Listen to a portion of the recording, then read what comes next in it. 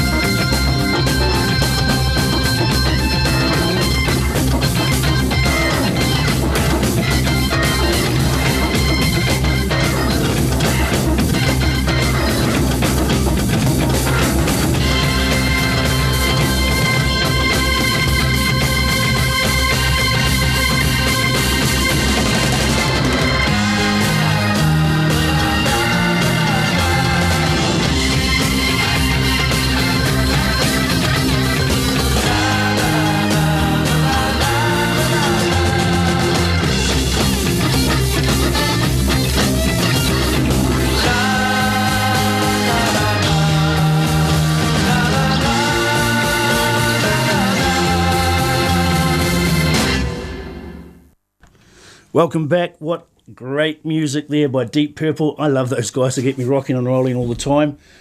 Alex Britton, welcome. How are you, my man? Yeah, I'm good. Thanks for having me. Good to have you here. It's nice to have a youngster here who's going places, and I've been very fortunate to have been training you just recently, and we'll continue with that, and I think there's a lot of potential there, so as you can imagine, I want to nurture that and get the best out of you. Oh, I appreciate that. It's good to have you come around. Good on you, mate. Hey, so who you... Let's for the listeners out there, there's millions of people obviously in the radio land listening tonight. Where did it all start for you? For me, football-wise, Yep. I started playing when I was 5 at my local club here in Marston in Douglas Villa. Started playing when I was 5. Didn't start in goal actually. Started out on the wing. Yep. Obviously wasn't too great there, so I've slowly moved back throughout the years. Played at Douglas Villa till I was around about 14, 15 kind of thing, and then I went to Wairarapa United, got involved with the second team there when I was quite young, and slowly made my way up. Eventually was training with the first team up until I think it was two years ago. I was there, managed to make my debut in the Central League, and from there I then left and went over to Wellington to try and get some regular game time with a club called Island Bay. Who was coaching there when you were at Island Bay? That was Mick Waite. Is that right? Mick Waite, your old mate. Champion. Yeah, so it was a great season over there. I had Mark Paston as the goalkeeper coach, which was really good. Tremendous. You can't get better than that, mate. Mick Waite coaching and Pasty helping you out as well. Yeah, it was really good. Great, really enjoyable. Did Mark share any of his experiences with the World Cup and that sort of stuff with you at all? Tell you about those? Oh, yeah, he said a few things. You know, he wasn't...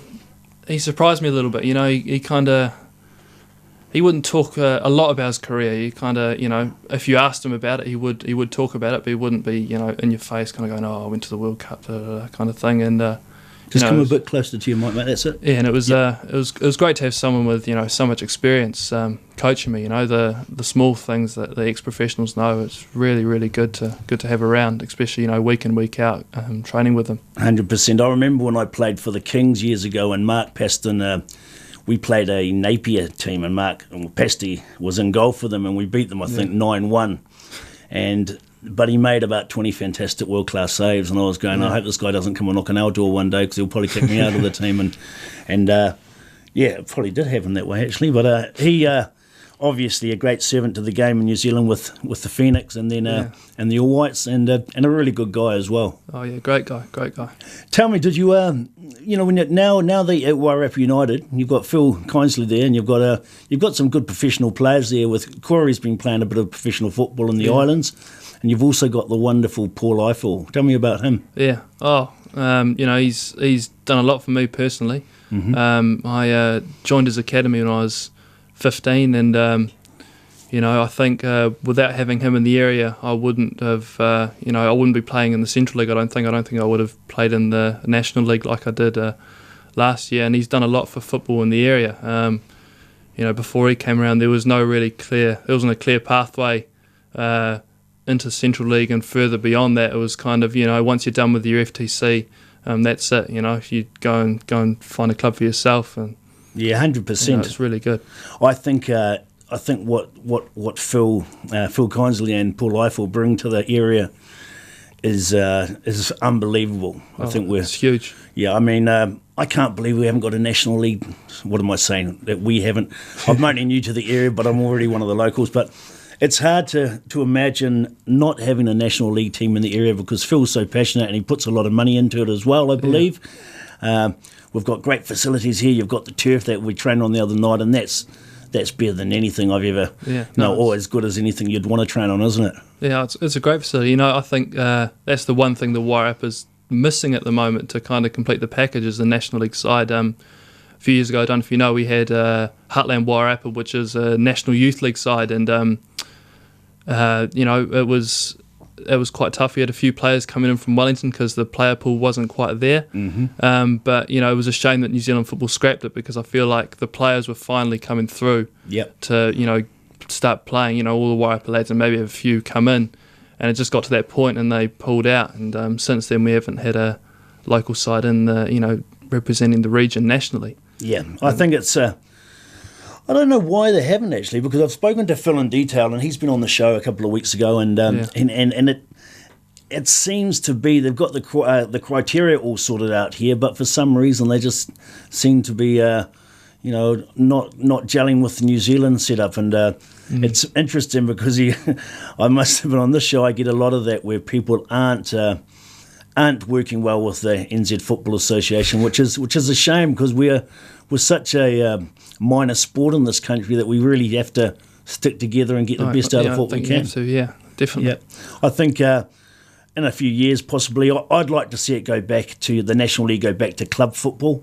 I played for Miramar Rangers for years, and that was fantastic. And then when I played for teams like Manawatu or Waikato in the National League, which was sort of regional teams, it didn't have that sort of appeal, because when you play in the clubs, you go to the club rooms and you get the fans there, and their local identities come along and have have a good day out, and you have a few drinks afterwards, or it's orange juice these days, a real club feel to it. Yeah, exactly. And I think we've got that here in the Wairarapa, and as I said, it would be nice to tick that box and get us into the National League, but you never know. But just moving along, I mean, obviously, what are your plans for the future? What are your goals? I mean, ideally, where would you like to see yourself one day? Oh, I mean, for every young footballer, I think the aspiration is to go on and play for your country and play professionally. I've also got in the back of my mind trying to go to America, possibly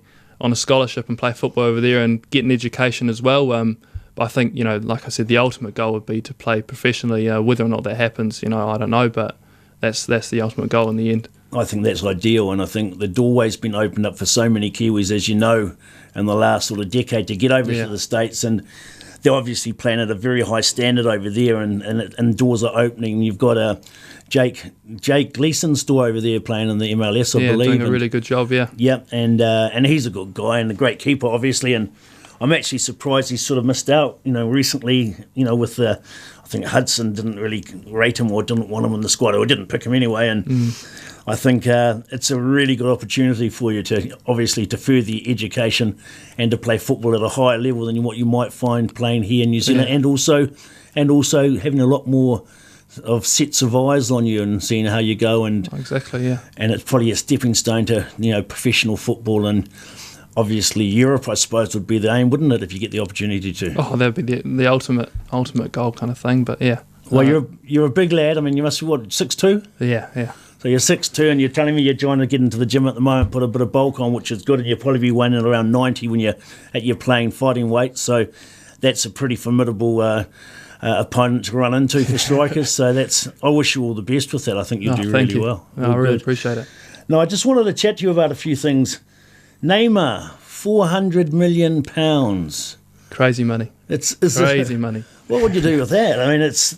But that's what the game's got to, hasn't it? The numbers just go up and up every single year. You see one record breaking, you think, no, you can't beat that. Yeah. Now they're talking about 400 million, which is just absolutely crazy. Whether it comes through or not, we have to wait and see. But if it does, I think it's just no stopping it at the moment with all the investors coming in, especially in the Premier League and all that. It's crazy. Well, I can remember when Roy Keane was Nottingham Forest sold him, I think. Where did he go when he went to Manchester United, and he was on £5,000 a week, and he was the top paid there or something. And you think that's just pocket change now. Times have changed. People wouldn't get out of bed for that sort of money these days, would they?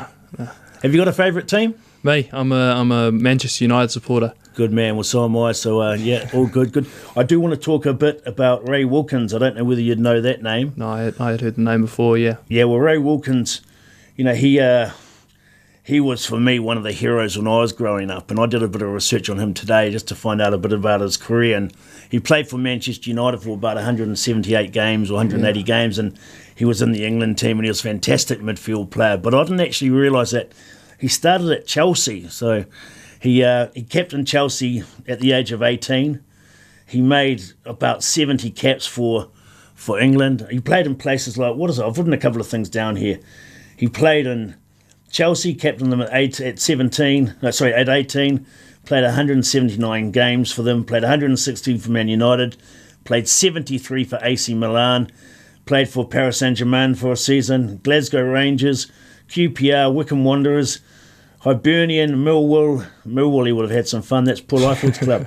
And Leyton Orient. But, he passed away recently. He was the assistant coach at Aston Villa, and absolutely, he played 694 games in the Football League, and unbelievable, and a true professional. And he was part of the setup with the England under-21 team at one stage, and he also coached out in Jordan.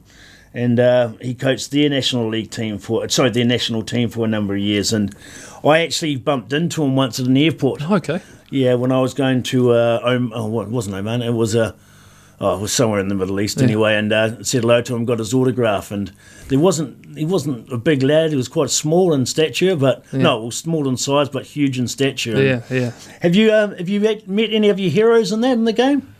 Me, I think meeting Pasty was actually quite the first time I remember turning up to training, and I wasn't expecting him there. That was quite funny. I used to go down and watch the Phoenix play when Paul ended up in the Wairarapa.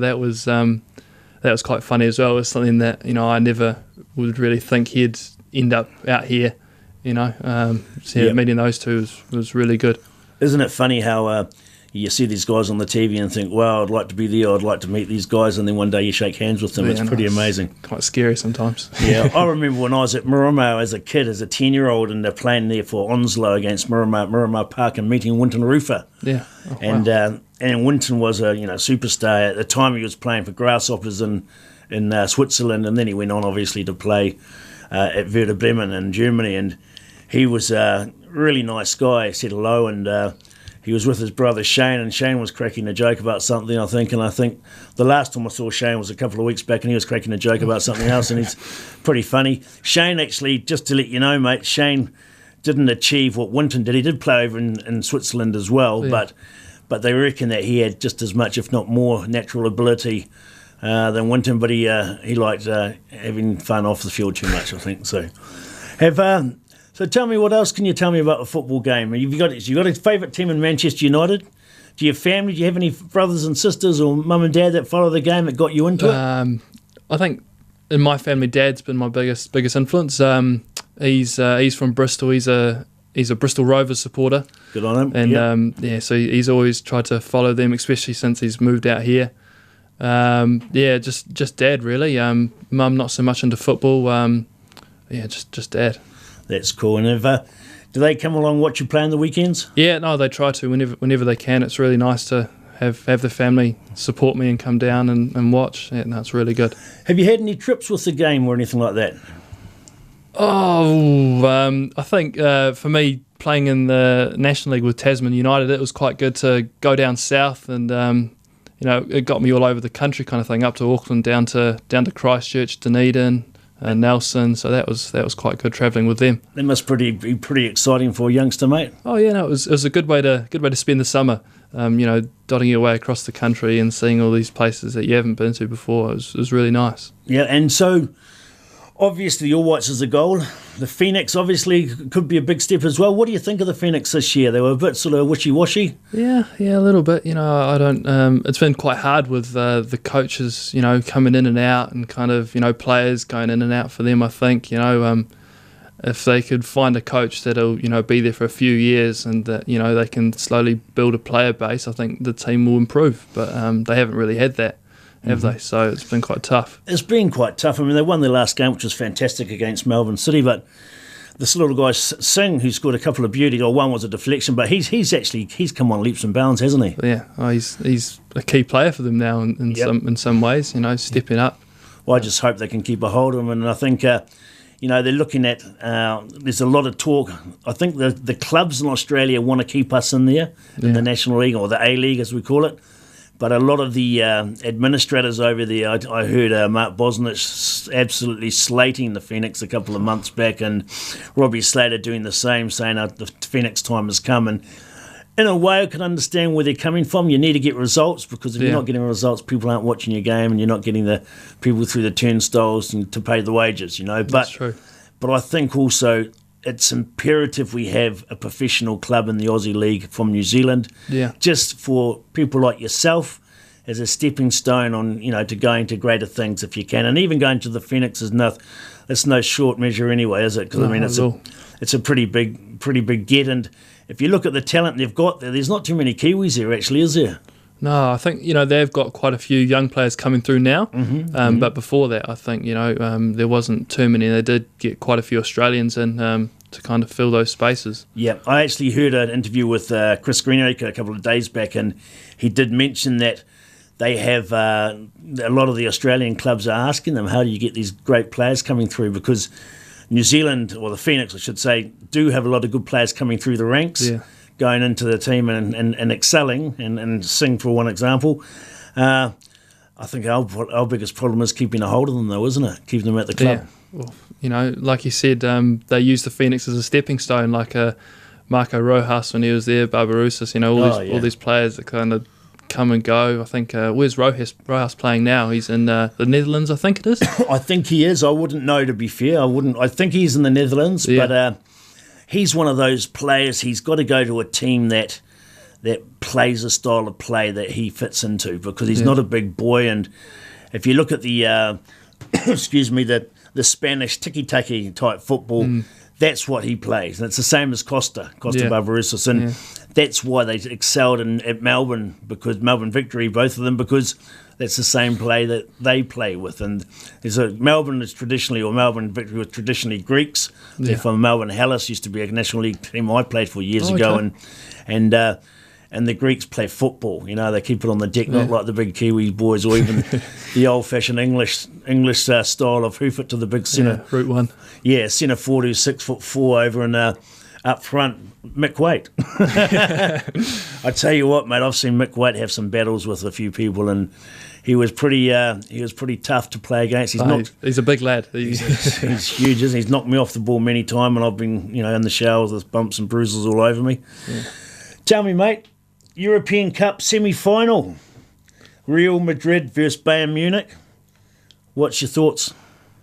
Oh, it's going to be a great game. I think the two heavyweights of the four getting put together in the semis. I think Real Madrid just know how to do it in the Champions League. Ronaldo loves a goal at the moment. Different class, isn't he? And I think Real sneak through there.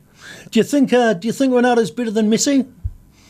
Oh, that's the question. I reckon Messi's a better player myself. I think Messi's the better natural footballer. I think Ronaldo's had to work really hard to get to where he was and didn't quite have the natural talent of Messi, but they're both outstanding players at the end of the day. Amazing. I think without having each other, they wouldn't be where they are today, because they push each other on. Yeah, I agree. I don't think there's much love lost between the two of them either. So one's trying to get the better of the other and vice versa, which is good. And Roma, Liverpool. What are your thoughts with that? I think Liverpool edged them there. Salah, a key man for them. He's scoring goals for fun at the moment. He's quality. You're dead right. He's all over the place, and I think he'll take them through. Yeah, I think you're right there. I mean, I used to be good mates with a guy I interviewed on the show, Bruce Grobbelaar, who's an ex-Liverpool goalie, and we mentioned him before off air. And I'd love to see Liverpool up there again. I reckon they'd give Real Madrid a run for their money, and Bayern Munich. They seem to be, we're Man United fans, but we're only a point ahead of Liverpool with a game in hand at the stage. And after losing yesterday to West Bromwich Albion, the bottom team in the league, we can lose to any of them, but we can also beat any teams as well, That's very true. Liverpool seem to be very good when they're very good. And beating Manchester City in the quarterfinals, home and away, that was huge for them, wasn't it? Oh, well, I think at times they made Man City look ordinary, which, I don't think any teams have done this year or this season. And I agree. They showed in those two games what they're capable of. And if they can reproduce that against Roma and then against Real Madrid or Bayern Munich, then they're definitely in it to win it, kind of thing. Yeah, I agree. I think I'll go with that, Real Madrid versus Liverpool in the final. I think that's where it's going to be at. It doesn't really matter. Whatever the four teams come down to two, and whoever the two are in the final will still be great. European Cup final, the whole show's huge. Everyone gets up to watch it, don't they? It's in the early hours of the morning, and you probably take a couple of hours off work if you can. I've got a new job working with IHC, so I've got to be in houses looking after youngsters and adults, and intellectually handicapped people, and I'm normally there at 7, so I'll probably miss the game and watch it later on in the day, but someone's going to tell me the score, I'm sure. Martial, Manchester United wonder kid. They reckon he might be going to Spurs for 60 million. What do you reckon about that? I could see it happening, to be honest. He hasn't been playing regularly, and I think for someone of his talent, he has to be getting games, because that's the only way he's going to get better, and especially with the World Cup coming up as well. You know, he'll want to be in the eyes of the selectors for that. Because, France, I don't know if you've seen the depth of the France squad, but it's absolutely ridiculous. Oh, yeah, I had a look at it the other day. They're just crazy. It's crazy. I mean, they could play a second 11 and still smash most teams. Exactly. So some amazing players are going to miss out there. Yeah, I remember when we played, excuse me, sorry, mate. I remember when we played France over in Paris with the All Whites in the Confederations Cup in 2003, and packed house. They were just huge, and they were bringing on players who were, substitutes who were English, Premier League clubs, Chelsea players and stuff like that, and we were bringing on players for Caversham and Miramar Rangers. But one thing we said before we went onto the field, we had a big rack up in the change room. Everyone's giving it large. Come on, let's just get stuck in. And I remember I said to them, I said, look, whatever happens on the field, let's make sure we get stuck in and we smash these guys. And when we lined up in the tunnel before going out onto the pitch, half of the French guys had their shirts off. They were just like holding them by their waist, and they were huge. They looked like decathletes, and I thought, well, you wouldn't want to meet these guys in a dark alley, because they could probably handle themselves. And they're not just good players, but they're tough, and you've got to be tough to be able to make it at that sort of level, don't you? Yeah, definitely. Yeah, and that's why it's good to see you getting into the gym, mate, and hearing about that, because you've got to be able to take a knock. Have you had a best player of all time? Me. For me, I always loved Van der Sar at Man United. Yeah. I just remember watching him when I was young, and he was so calm, He was always coming for crosses in his box. I can't remember him making any mistakes. Yeah. For him, he was one of the greatest. De Gea, more recently, has just been outstanding. He's class, isn't he? And those are two big ones for me. Well, I think I'll also put Peter Schmeichel up there as my best sort of 3 Man United goalkeepers. But one thing about De Gea, is it what? De Gea. No, not De Gea. Who's the first one you mentioned? Oh, Van der Sar. Van der Sar. Sorry, Van der Sar. He had, for me, the best distribution I've seen from a goalkeeper. Not with his hands, but with his feet. Yeah. He always struck a nice ball, and he always found his man, and that was a real... Schmeichel couldn't kick to save himself, and De Gea's been a bit dodgy with his kicking at times, But Van der Sar, he could knock a ball basically knock it to a man on halfway and find him, every time, 10 times out of 10, and it was such a good ploy, because they always had Man United traditionally have had a big guy up front, and he always found them, so they were winning at least half of them, if not more, and it just gets you on that good front steer when you're turning defence into attack, doesn't it? Gets you up the pitch. Yep. Yeah. So what are your goals for this weekend, mate? Who have you got? For this weekend, we've got Wellington United at home.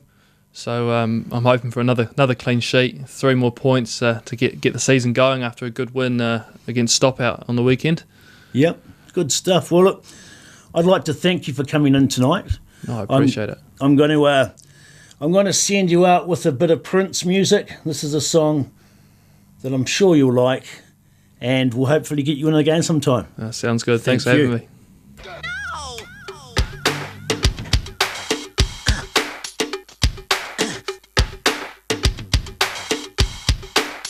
I'm going down to Alphabet Street. I'm gonna crown this girl that I meet. I'm gonna talk so sexy. She'll want me from my head to my feet. Yes, she will.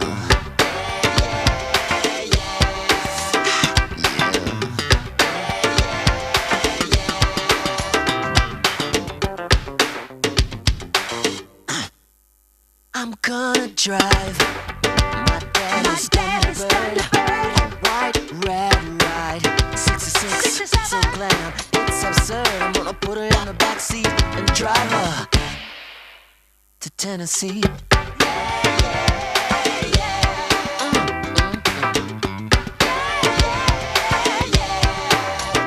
Tennessee, drive her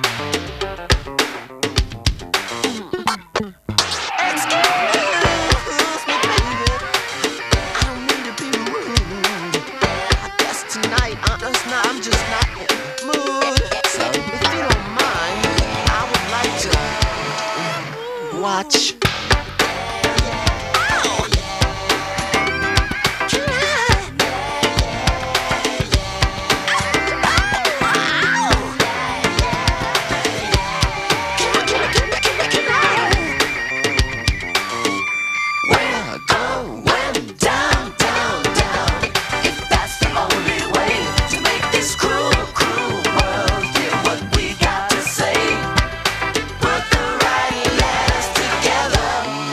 Better day.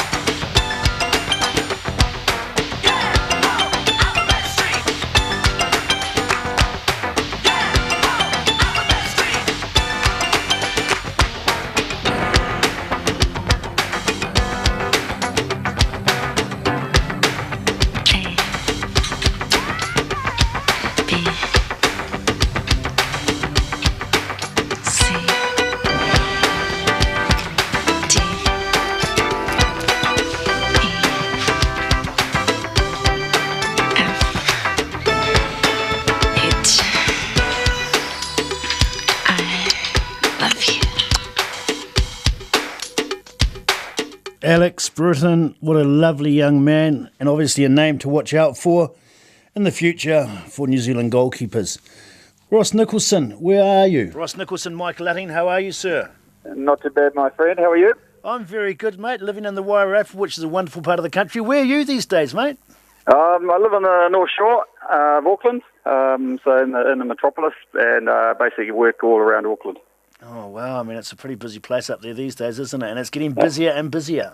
It's chaos, mate. More and more traffic on the roads every day. Yeah, I can imagine. Not fun. Not fun. Tell me, you've played this wonderful game of football in New Zealand at the highest level. You played for New Zealand, but you also played many years in the National League. How did you come about it? And let's get a starter for 5. Where did it all begin for you? I can't remember the year, but it was in Gisborne. And I played the first few years of my life playing rugby.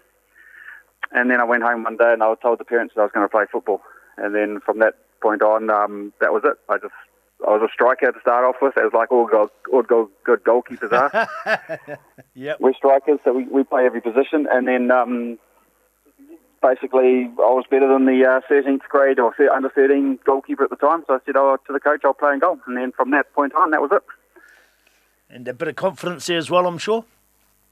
No doubt, there's a little bit there. And had one played first 11 for the high school, and then one season in Gisborne City, and then basically Alan Jones, who's a good friend and a great coach of mine. He orchestrated the move to Auckland to play for Central when I was only about 16 or 17. That's interesting, because when I was a youngster, Alan Jones was a great friend of mine. I think there's a few Alan Joneses in New Zealand, mate. They all look the same, and they've got the same big gold medallions around their necks as well, haven't they? No, there's only one Alan Jones, mate. Yeah, you're not wrong. So you moved up to Auckland, and what happened from there? Basically played for Central for a good 5 or 6 years on the trot before having a season in Nelson. Good old Nelson, Sonny Nelson, Wow. in the National League, and then had a couple of seasons in Singapore as well before coming back to Auckland to play for Auckland City. Oh, yeah. Who was coaching at Nelson while you were down there? Colin Tour was down there, mate. Oh, yeah. Had Colin Tour as a coach. Keith Barrett was the goalkeeping coach, who now lives in Australia. It was good times down there. Yeah, I can imagine. Nelson's a nice part of the country, and especially, were you playing winter football or was it summer back then? No, it was summer, mate. It was brilliant. So, you go train, then go to the beach, or, you lounge around in the sun all day. It was brilliant.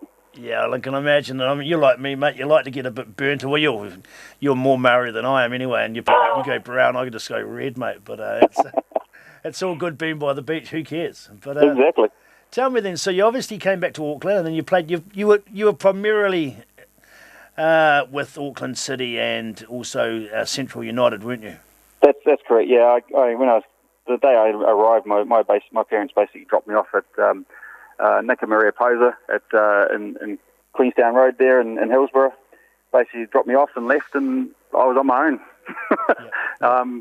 Played for Central, played for Auckland City, and basically just enjoyed it. Enjoyed every single match, and every single time I went to the club. It was good.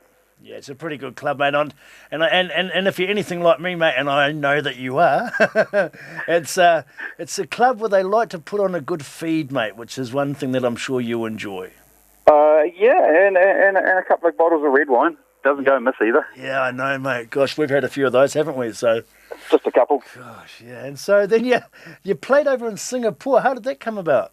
Doug Moore was the director of coaching over there. Oh, yeah. At the time. Basically I made contact with him and sent my CV over. And he said, yeah, no dramas. He passed it around to a couple of clubs, and I got an email, and, well, no, not those days, it was actually a fax. I got a fax.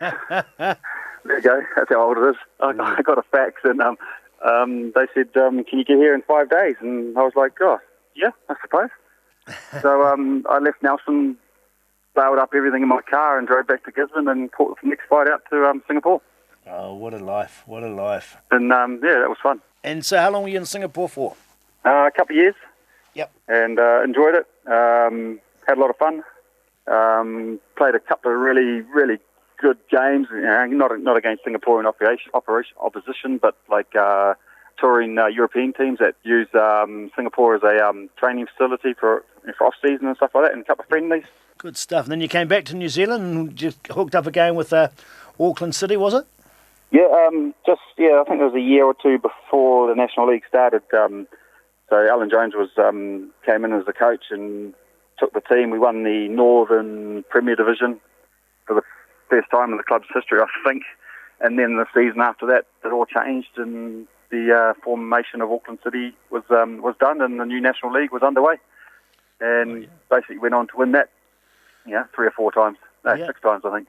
Oh, is that right? You had some decent play and some decent talent in some of those teams, didn't you, mate? I mean, I think who give us some of the names that you played with at Auckland City and also it was at Kiwi Tia Street, mate. Anyway, honestly, I was thinking about this the other day. You know how the Premier League have players come on and say, "What's your ultimate five-a-side team?" And I actually sat there and think, if I could make a five-a-side team out of all the players that I've played with at Auckland City and Central, mate, honestly, I'd be in goal. Obviously, yep. Obviously, I'd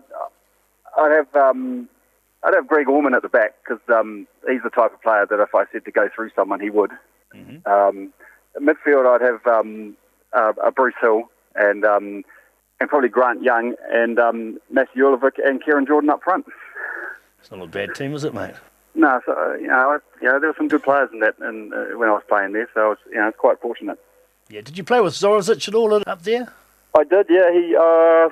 I might have played one season with him, but mainly I played with Zorro in the All Whites. And what about Winton? Was he at Central? He was one season at Central. The first season that the club won the Chatham Cup. Oh yeah, what was he like then?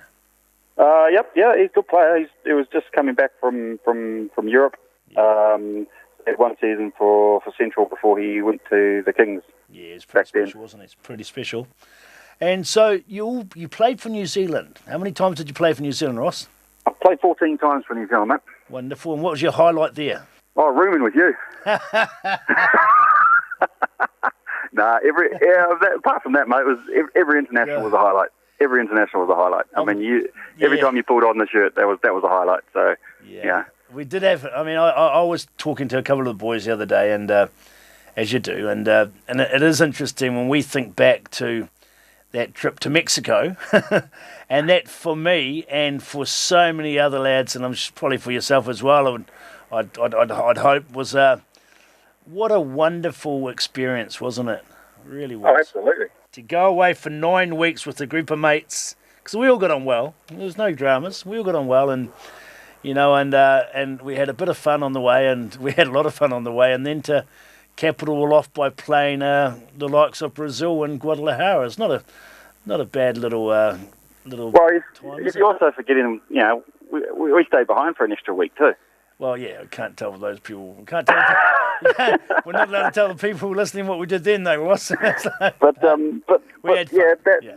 a good trip. That has got to be a highlight of all trips. That's got to be a highlight. I mean, we travelled to Singapore. What did we do? Singapore, Bangkok, Oman, all the way up to I think San Francisco, then back down to Mexico. I mean, that was. We were in England as well, weren't we? Did we go to England on stage? No, that was a different trip. Oh, okay. but that's what I mean. That's when you think about it, I've seen 90%, 90% of the world and doing something that I love doing. Yeah, and the difference is now is we had youngsters who were playing. Most of us were just playing in New Zealand. We didn't have the big pros like the Ryan Nelsons, or even though he was on the trip, he was still in Canterbury, and you wouldn't be able to do that today. Have a trip for 9 weeks with the national team because everyone's got. They're in. I mean, I don't know about you, but I was single at the time and, having fun every day and playing football, and that's all I wanted to do. And then I went overseas, and I remember talking to Chris Zorozic when we got back, and that's just a couple of weeks ago, and we were talking about that trip, and he was going on about how he feels he was quite depressed, and I said, well, so was I when I got back because I'd gone from living such a high for so long with these guys to getting back to normality, which was stink. Yep. No, I can sympathise with you. I mean, it's not often you get to go on a trip for that long, doing something you love. Gosh, we had fun, didn't we? With a bunch of lads. Yeah. I remember getting to Mexico and to Guadalajara, and we got to our hotel El Tapatío, I think it was, and with my roommate Ross Nicholson, speak of the devil, and. We weren't allowed to drink the water because they weren't too sure of the water, so we started drinking Coronas or something, didn't we? Yeah, and I think good old Kenny Dugdale, who was coaching, he told us not to drink the water, so we were drinking Corona, but he said the hotel water was fine, so he drank the water and got sick, I think it was. Was that right? Now, before we move along, I want to touch on NZ football and the Phoenix and what you think the thoughts are there, but. Before we get to that, did you ever have a song that you used to either play in your headphones before games or in the car and just at home to sort of motivate you for a match day? Yeah, play was sort of not really the word, I'd say. Listen to it very loudly was more the word that I would, the words I'd put to that song. But anything from Blind Spot, but particularly Flex from Blind Spot. Well, I'm going to play that song right now.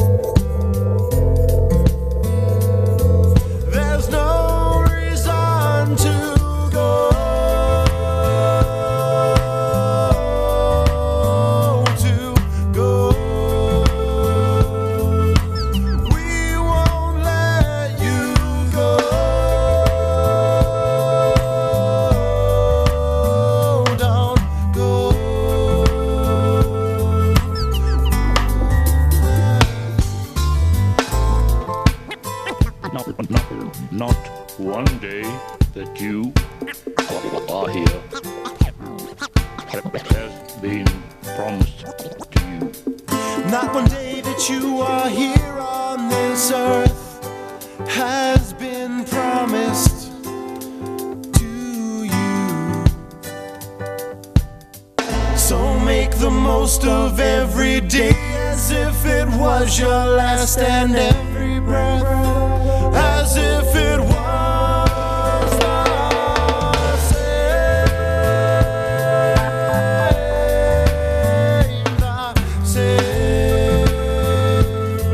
as if it was the same.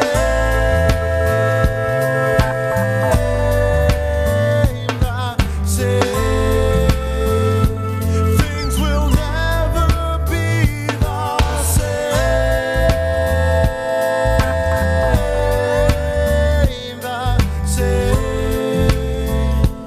We will never be the same.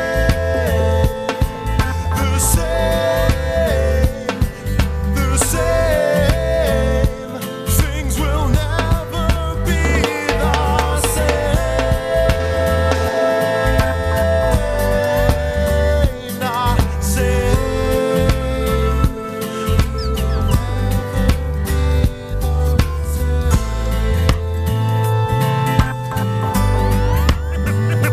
Not one day that you are here has been promised to you.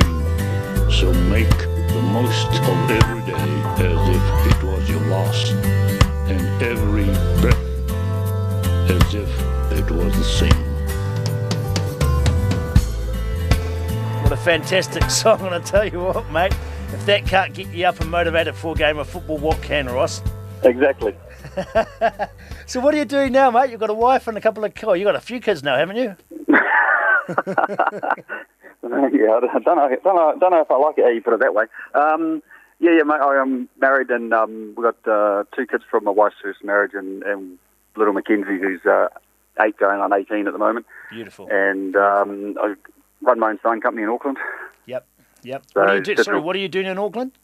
I run my own signage company. Cool. Because I know you've been into that for a number of years now, haven't you? Yeah. That's something I sort of fell into. It's artistic, it's creative, it's all the things I'm probably not. But no, I got digital printers, CNC machines, and do a lot of installation work and signage work in and around Auckland. So that keeps me pretty occupied. Do a bit of coaching as well at Albany United. So okay, so you're down at Albany, so you're obviously on the shore now. Now, when I asked people about Ross Nicholson, and I spoke to Glenn Moss a couple of weeks ago about you, he said one of the nicest characters he's ever met in football. And I'll tell the listeners out there exactly the same. When I've roomed with you and just travelled with you, and even today when I catch up with you, and I know there's going to be a big hug and a smile, and we're great mates. And that's one thing that I found that is so apparent with this beautiful game we've played for so many years is the relationships you build with people on the field and off the field. They last for life, don't they, mate? Yeah, absolutely, mate. And that's the whole. That's what it should be like as well. Yep. I mean, you should be actually building relationships with people after the sport, after what you've done, because that's important.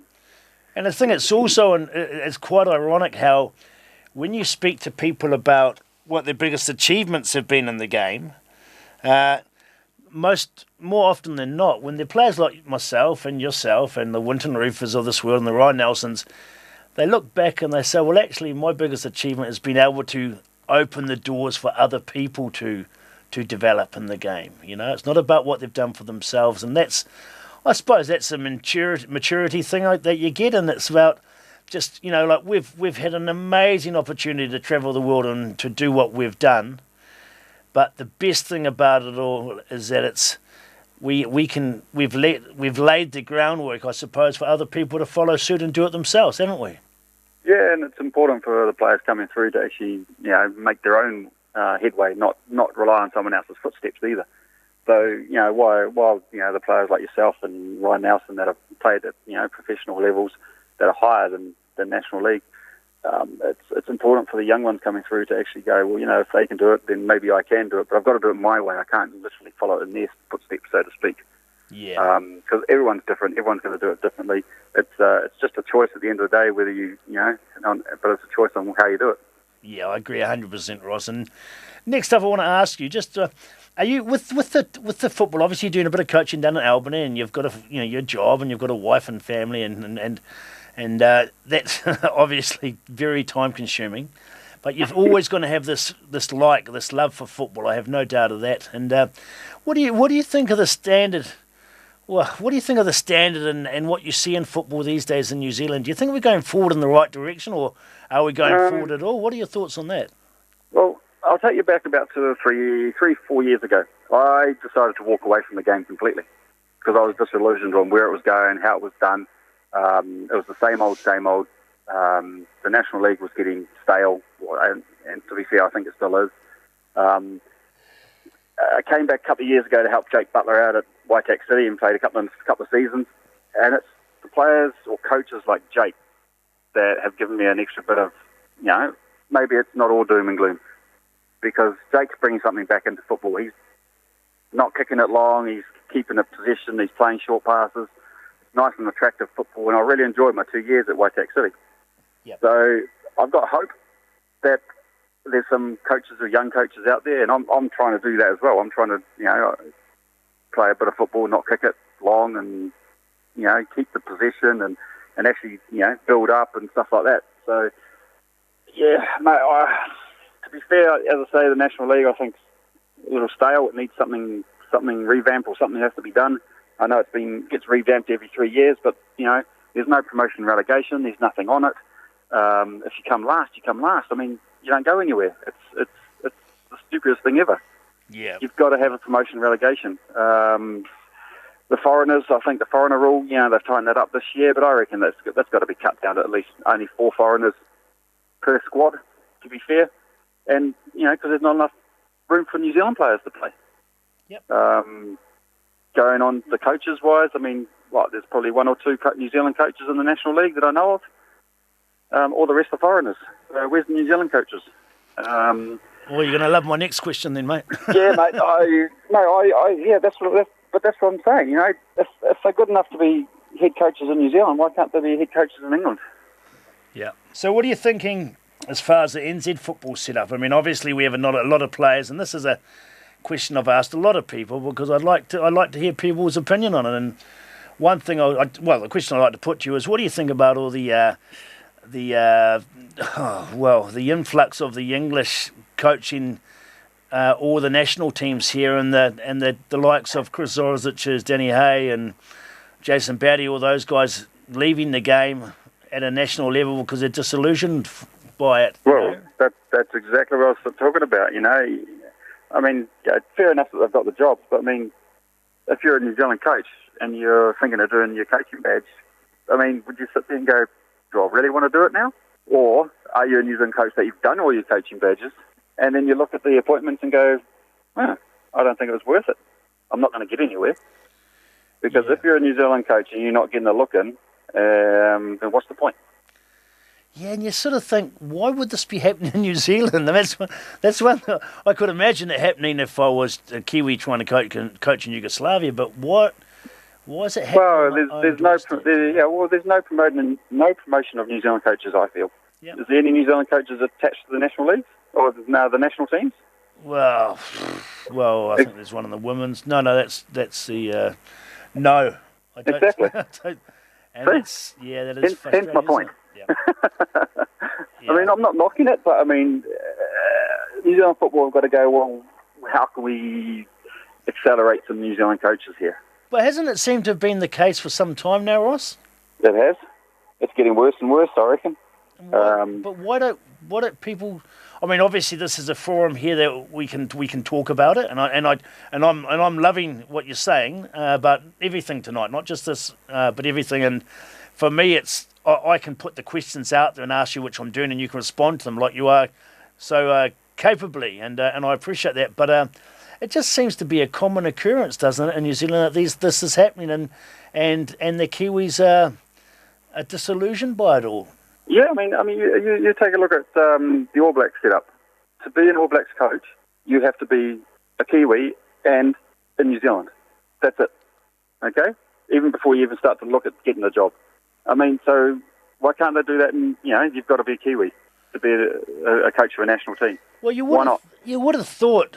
Well, this is my thoughts, I suppose, and this is what people have said. You would have thought that if you're spending a lot of time and money on a Kiwi coach, and you give him a job in the National League, and then you give him a job with one of the national teams, and he fails, at least he's failing, or even if he's successful, at least he's going to be a failure or success here in New Zealand, and the chances of him staying in this country to further himself as a coach, and also obviously, to further himself as a coach. Isn't that more beneficial to us over the whole? Because long term it would be, yeah. Because absolutely. Then the other people, because then the youth of today will be continuing to benefit from the time and effort we've put into that person, be it a he or she. And absolutely. I mean, you look at what Danny Hay's done at Eastern Suburbs and Zorro. Yeah, he's taken the youth team, and primarily they're using Kiwi-based players or Kiwi players as well. Yeah, no, which I think that's awesome. Yep. To be fair, I mean, so why can't everyone else? I mean, as they limit the overseas or foreign players to 4 per squad. I mean, that's enough. The rest of the players have to be Kiwis. To be Kiwis. Yeah, well, I do find, Ross, that there is this disappointment that a lot of Kiwi people don't seem to get a chance. But let's move on from that. You are a Manchester United supporter, aren't you? I am, through and through. Yeah, well, so am I, as you know, mate, and obviously the big Reds are doing quite well this year. They're second in the league. I can't see anyone catching City, but I'm rapt to see, and all the Blues listeners tonight, all those Chelsea boys, I'm rapt to see Chelsea on a bit of a slide at the moment, mate, and there's no love lost between me and the Chelsea supporters, believe it.